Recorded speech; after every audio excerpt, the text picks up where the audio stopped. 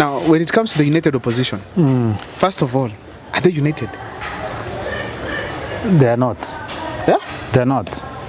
Because if they were united, there's no way Gachagua could be going around telling people that we have already decided. It's Kalonzo. Decided when you held a meeting with who and who. Who did you consult? Yeah? Sure. And if it's really united, that announcement had to come from the opposition spokesperson, Dr. Mukisa Kitui. Yes. You don't have to pronounce major decisions on behalf of your fellow principals. Yes. Yeah. You let a spokesperson speak, read a statement in the presence of Matiang'i, Gachagua, Karua, Eugene, and all those. But when you go to a church and suddenly you say we have already decided Nairobi will belong to a particular. Yeah. So where have you left the other parties? Where have you left Jubilee? Where have you left Martha Karua's party? Where have you left DAP and the DP of former Speaker Justin Muturi? So I don't think they are united. They are united just in their own. In their own interests, but for the interest of the country, they are not united. They are not united yet. And I concur with you. There's no way Gachagua could just come and announce things that they have agreed on behalf of his colleagues. You know, no. Could he have said, we are doing this for just as DCP? Yes. Fine. We can say this is competition. Or he could have said, I'm the leader of DCP. I'll be very happy if my party wins. Yeah. But still, there is room for us to consult and agree on the way forward on how to share seats in Nairobi and other parts of the country. But saying it has already been decided, and then you say we are united without Matiang'i being there and saying that's exactly what we have agreed. There's no unity there. There should be all the principals sitting down to agree. And a spokesperson saying this is what we have said. Yeah. And that statement signed by all the principals. Then you'll say this is a joint statement, this is a decision that has been made by a united opposition. But as at now, it's seriously disunited. And if you check, there's a problem between this association of Kalonzo and Gachagua. Yes. Because already Mukisa Kitui does not seem to be close to them as well. Not at all. Martha Karua has deviated a bit. Remember, about 2 weeks ago, there was a meeting in Nairobi attended by Gachagua, DAP leader Eugene, and the Kalonzo, I think. Yes. But about another almost 100 kilometers away, Matiang'i was meeting Mukisa Kitui, Martha Karua, and some other guy from Embu. From Embu, yes. That Rinturi. Was it Rinturi or Munya? Kivuti. Peter Munya. No, there's this guy Lenny Kivuti. Lenny Kivuti and the Munya. Yes. So that tells you there's already a split between those fellows. But I think let's give them time and see how it plays out. It can be strategy. Yeah, it can be strategy. But the only caution they ought to really give themselves is that when Gachagua speaks, they should have a meeting and tell him, don't speak on behalf of United Opposition. Yes. Speak on behalf of DCP. Yeah. Say, as DCP, this is what we have decided.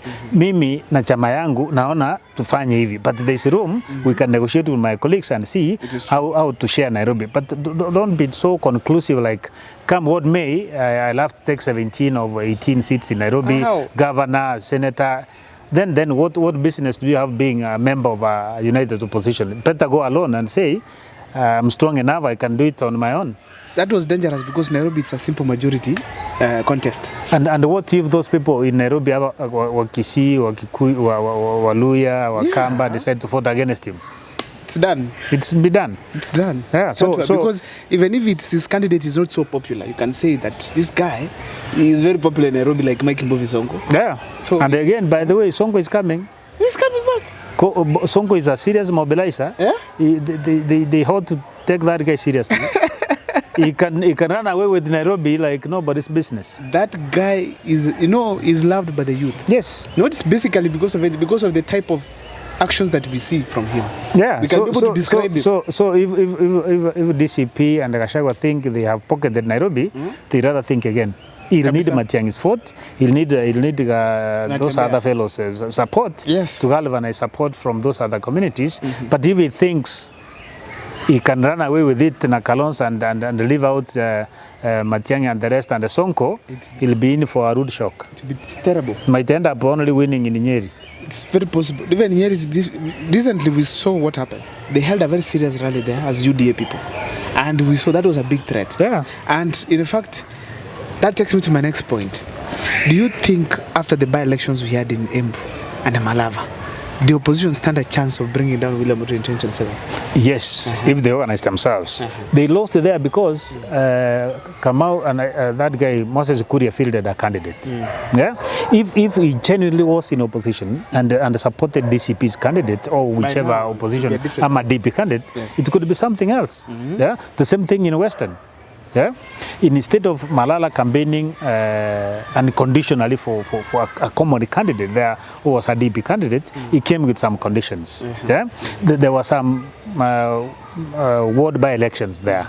The war started from there, and then it extended it to the constituency by-election. So those who did not agree at the ward by-election level decided and said, if you're not agreeing with us and if you're not supporting us, then we'll sabotage your campaign at the constituency level. Yes. So they took their Western wars to Kabuchai, There was a big challenge. and then that's how they lost. So what they need is just some level of sincerity as they plot for 2027. They ought to agree, even if it means zoning some areas. Yes. And agree. If it's in Kisii, Matiang'i is there, let's leave it to him. Yes. If it's Western and the strongest person there is Eugene or Natembeya, let's leave it to Natembeya. Yes. Let's not have Malala fielding his candidates because he comes from Western. That ends up undermining the opposition unity strength, and a yes. common approach to 2027. If they don't agree and they decide to feel like I'm a hero, I'm a person to be consulted in Western, like Malala will say, it's me and not Natembeya, it's me and not Eugene, they'll end up splitting their votes, and Ruto will put them hands down. I agree with you. Actually, when I look at the opposition right now, they need some packaging within themselves, Yes. which can be able to attract the youth and also at least give Kenyans hope. They need to see, if we take this outfit, it can be able to change this country. And that packaging starts from their messaging, what they are asked for, what they say whenever they are in media. They must really put the house in order, Yes. or else their personal interests that like Gachagua seems to do, like is the man who determines who stands where, which region belongs to who. They will be in for a rude shock. A rude one. Buser, thank you so much. We've had a nice conversation. I've personally enjoyed, gotten very serious insights about the Kenyan politics. As we move forward, I hope you'll be coming to my shows. I will. Please make sure that usikose. If you invite me. I'll always do that. Of course, I can't bring myself. If you invited, I'll always invite you. and I feel myself. There are so many issues to talk about. So what next for Fred? What next for Omogusi? So there are so many things we need to look at. Nyamira itself as a county, where are we? Yeah. And then what do we expect after that impeachment? Will Nyamira change, or what will happen? Already the governor has gone out saying he'll go to those wards and do work on himself, work alone without those MCAs. What does that mean? Yes. Yeah. And we have only one budget Sure. to do the next general election. So there's a lot we can talk about. There's a lot we can talk about. Yeah. I'll definitely create some time so that we ensure that you are here. We share about these things, especially Kilolegusi. Yeah. When you meet Matiang'i, please say hi to him.